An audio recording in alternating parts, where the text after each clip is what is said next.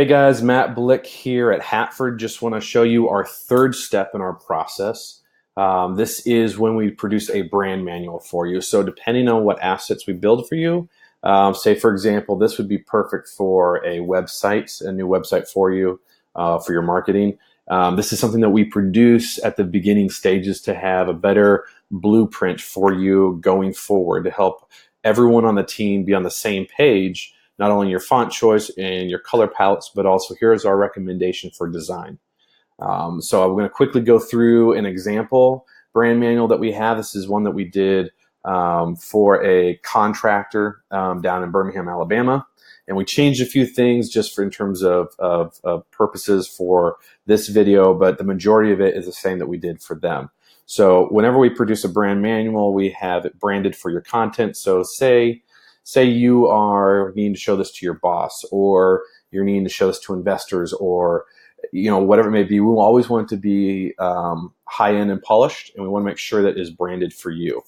So just a quick cover page here. We have a table of contents. Moving on, we have a quick note from the team. For here, it was for Trey, the owner. We've got a quick shots here of the team. Look how amazing they look.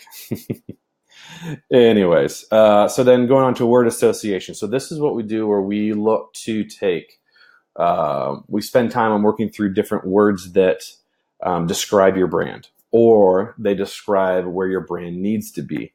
For example, this contractor was building homes for $1 to $3 million per home, but he wanted to move into the $5 to $10 million range. And so I said, okay, well, we need to refocus. We need to rethink how your brand comes across to your clients.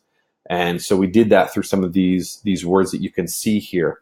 It changes the way you think about your brand. And so we'll do this for your brand manual as well. And this will be something that will work with you as a team in seeing, okay, here are the different keywords that we need to focus on moving forward.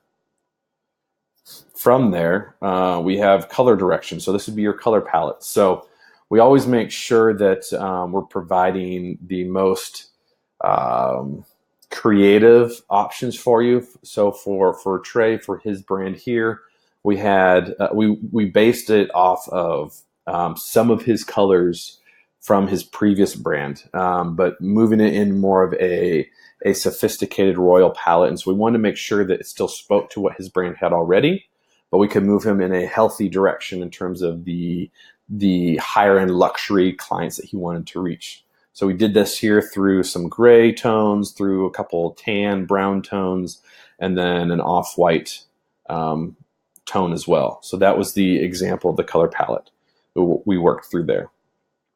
Moving on, font direction. So from here, we show you where we recommend your font to look like. And so the font choice to have to taking what we've done through working through the word association aspect and implementing that into the font choice. And with another brand that we worked with, we'll even provide some other options. So here's our recommended font choice, and then we'll provide one or two others to show this is some other options in case you're not a fan of that first one. But we recommend the first one, but we will provide some other options to allow you to see what works, what doesn't work going forward.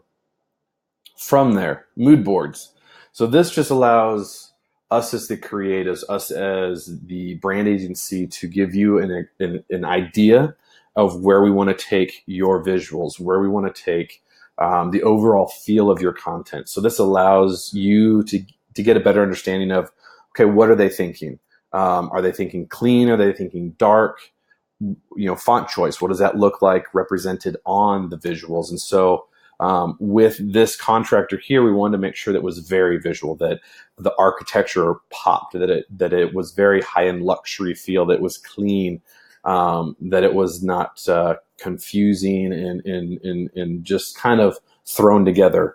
And obviously, this is not how the layout will be of the website, but it was just showing here's a direction in terms of the mood, the style of your website. Moving on from there, then we get into the nitty gritty in terms of website direction. So with this website, we wanted to make sure to have a hero banner at the top, where you've got the logo in the top left, the menu in the top right. But we wanted to make sure that we could immerse the customer first off right away into these homes that this contractor was building, so that the visitor could feel like they were stepping in to one of his amazing homes that their company had built.